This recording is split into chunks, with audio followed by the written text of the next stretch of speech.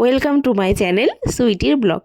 তো আজকে তোমরা দেখো আমি একটা নতুন ভিডিও নিয়ে চলে এসেছি। তোমরা নিশ্চয়ই দেখে বুঝতে পারছো যে আমরা সবাই মিলে কোথাও ঘুরতে গেছি।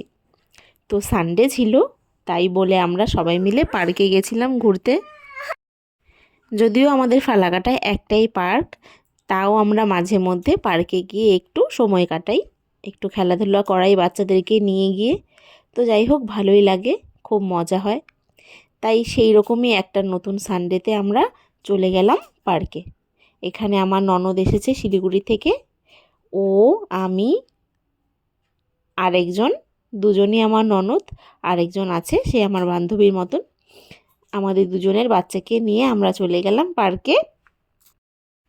এই দেখো, সবাই ঢেকিতে বসে খুব মজা করছি, বাচ্চাদেরকে নিয়ে আমরা ঢেকি চড়ছি। এই তো দেখো, একদিকে ফটো ভিডিও করছে, আর এই যে আমরা মায়েরা বাচ্চাদেরকে নিয়ে চড়াচ্ছিলাম। খুব মজা হচ্ছিল, ছোটোবেলায় ফিরে গেছিলাম, মনে হচ্ছে নিজেদের ছোটোবেলাটাও ঠিকঠাক মনে করতে পারছিলাম যে আমরাও তো আগে ঠিক এরমই বাবা মার সঙ্গে পার্কে গিয়ে মজা করতাম। ওদেরকেও আমরা এখন পার্কে নিয়ে যাই। আমরা খুব মজা করছিলাম, বাচ্চারাও খুব মজা করছিল। যাই হোক, মাঝে মধ্যে বাচ্চাদেরকে নিয়ে পার্কে গেলে ওদের মনটাও ভালো থাকে আর আমাদেরও একটু ঘোরা হয়ে যায়। তো সেই কারণেই পার্কে যাওয়া। আর আমরা খুব দেরি করে বাড়ি থেকে বেরিয়েছিলাম, যাতে আমাদের কি হয়েছিল, ওখানে গিয়ে অনেকটা লেট হয়ে গেছিলো।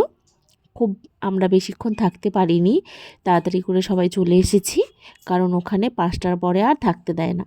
তো যাই হোক, এতটুকু টাইমে আমরা যতটা মজা করেছি তোমাদের সঙ্গে সবটাই শেয়ার করতে চাচ্ছি। তো তোমরা দেখো, এই যে আমরা বাচ্চাদেরকে নিয়ে এবার দোলনা চড়তে যাচ্ছি। আমার তো বরাবরই দোলনা চড়তে খুব ভালো লাগে, দোলনায় উঠলে আমার আর নামতে ইচ্ছে করে না। তো এখানে বাচ্চাকে নিয়ে দোলনা চড়ছি, কারণ ও একা একা বসে চড়তে পারে না, ও ছোট, ও তো পড়ে যায়, তাই আমি ওকে কোলে নিয়ে বসেই দোলনা চড়াচ্ছি। এখানে আমরা গিয়েছিলাম, আরও অনেক বাচ্চারা ছিল যাদের সঙ্গে সবাই খেলাধুলো করেছে, আমাদের বাচ্চারাও। এইদিকে দেখো আমাদের দুজনের দোলনায় চড়া, মনে হচ্ছিল সেই ছোটোবেলায় স্কুলে গিয়ে দোলনা চড়তাম, যেমন স্কুলে চলে গেছি সেই ছোটোবেলাটা মনে করছিলাম।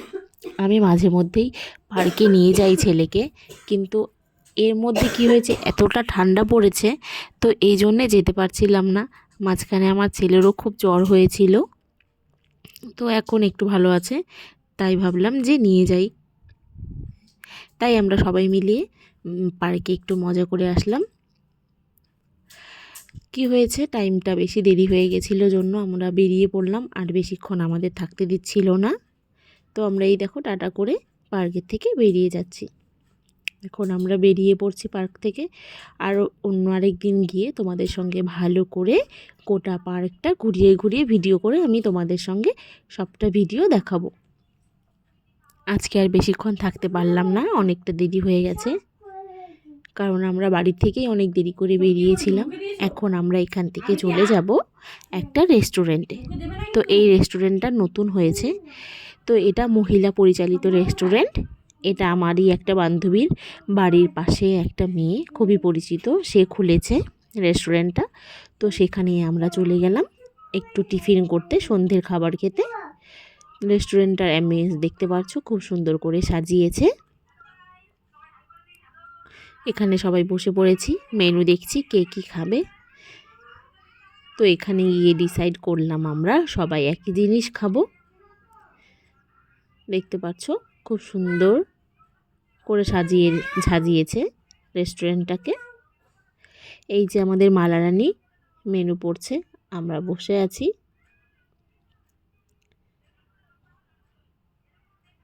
মেনুটা একবার ভালো করে দেখে নিচ্ছি। মেনুটা দেখে অর্ডার দিয়েছিলাম হাক্কা নুডলস, তো আমাদের এগ নুডলস চলে এসেছে, আমরা এবার নুডলস খাবো। এই দেখতে পাচ্ছ আমাদের নুডলস চলে এসেছে, ওদেরটা এখনও আসেনি, আর ওরা দেখো ওইদিকে কমেডি করছে। এই যে আমি এখন নুডলসটা খাবো।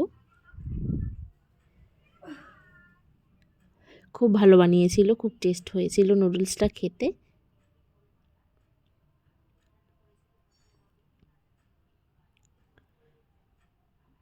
তোমরা দেখতে পাচ্ছ নুডলসটা দেখতেও খুব সুন্দর হয়েছে, খেতেও ভালো হয়েছিল। নতুন নতুন খুলেছে আর এখানে সব স্টাফই মেয়ে, খুব ভালো। যাই হোক, মেয়েরাও উদ্যোগ নিয়ে আজকাল কত কিছুই করছে, রেস্টুরেন্ট চালাচ্ছে, আরও অনেক কিছুই করছে, তো খুব ভালোই লাগলো। তাই বলেই একবার গিয়ে ঘুরে আসলাম। তোমরাও ফালাকাটায় কেউ থাকলে এখানে অবশ্যই একবার যাবে।